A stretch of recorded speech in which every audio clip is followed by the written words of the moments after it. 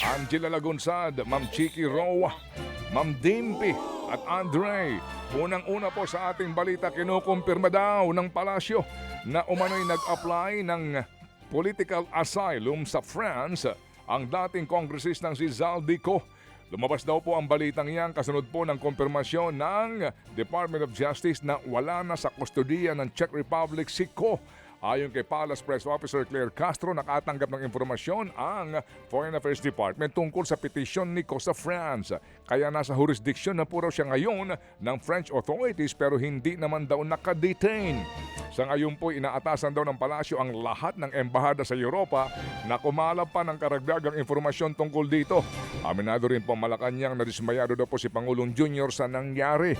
Ayon po naman sa DFA, kanselado na ang regular at diplomatic passport ni Ko noong pang Disyembre. Nanghihinayang din ang ilang mambabatas matapos pong mabigo ang Department of Justice o DOJ na maiuwi sa bansa si Zaldico. Para kay Senate President Pro Tempore Senator Ping Lacson, nalagay tuloy sa nakakahiyang sitwasyon ng gobyerno. Wala raw po pwedeng sisihin sa nangyari kundi ang gobyerno na mismo. Ang tingin ng mga senador, back to zero ngayon ang pamahalaan sa pagtugis kay Zaldico. Kaya mainam daw na gamitin na ng Pilipinas ang mga koneksyon nito para maisyuhan agad ng red notice ng Interpol ang dating mambabatas. Yun nga lang, nakapag-apply na ng political asylum sa Pransya si Zaldi kaya hindi pa siya po pwedeng hulihin sa ngayon.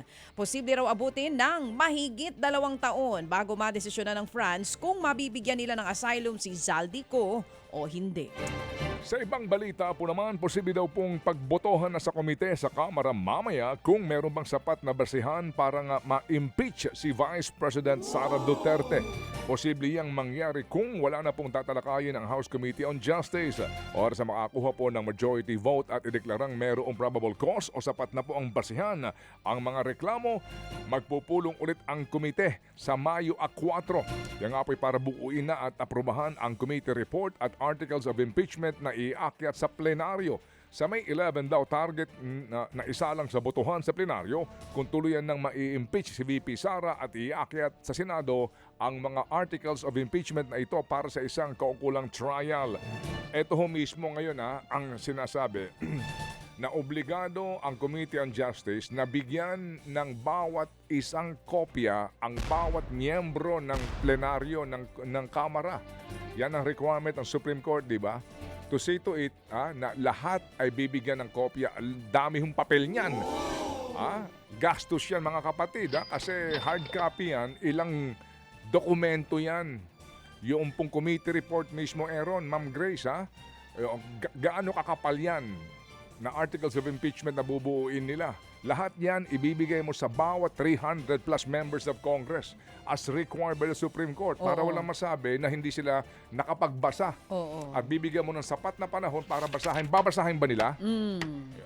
Pwede bang soft copy lang yan? Oo, Na dapat. hindi tayo gumasta? Sana. Mga kapatid? Online na lang sana. O hard copy pa ho ba ito? Yan pong ating aabangan din kasi nga ngayon obligado po ang lahat ng miyembro na makakuha ng kopya para na mapag-aralan bago sinasabing botohan sa plenaryo. Samantala, nakapagtalaga na po ng trial chamber ang International Criminal Court o ICC na siyang hahawak sa mismong pagliliti sa kaso ng dating Pangulong Rodrigo Duterte. Base sa desisyon ng ICC, ibibigay sa trial chamber 3 ang magiging pagliliti sa dating Pangulo. Kabilang po sa mga hurado na hahawak sa kaso ni Duterte, sina Joanna Corker ng United Kingdom, Ki Bong-pek mula South Korea at Nicolas Gilu ng Pransya. Nahaharap sa kasong crimes against humanity si Duterte. Kaugnay po yan sa kanyang madugong drug war na kinumpirma mismo ng pre-trial chamber noong nakaraang linggo. Inatasan na ng ICC ang kanilang registrar na ibigay sa trial chamber ang lahat ng dokumento na may kinalaman sa kaso. Samantala po naman, pinag-iisipan po na raw ni Senador Bato de la Rosa na i-waive o wag munang tumanggap ng kanyang sweldo at allowance habang hindi siya nagpapakita sa Senado. Itong kinumpirma mismo ni Senate Ethics Committee Chairperson Senador J.B. Ejercito matapos nga pong talakayin ng komite ang mga nakabimbing reklamo laban kay Senator Bato. Kabilang po sa mga nakabimbing petisyon sa komite ang pagpapataw po ng no work no pay scheme laban kay Bato, pero aminado po si Ejercito na wala rin kasing existing o kasalukuyang pong rules ang Senado para dito. Magugunitang si Senador JV ang unang umapila kay De La Rosa na wag na muna pong tumanggap ng kanyang sweldo habang hindi siya pumapasok sa trabaho. Sa ngayon po ipinal na ang desisyon na Sa ngayon po'y pinal na desisyon na lamang daw ng senador ang hinihintay. Hindi nagpapakita sa Senado si Bato matapos nga pong bumutok ang balitang posible rin siyang ipaaresto ng ICC bilang kasabuat sa drug war ng nakaraang administrasyon.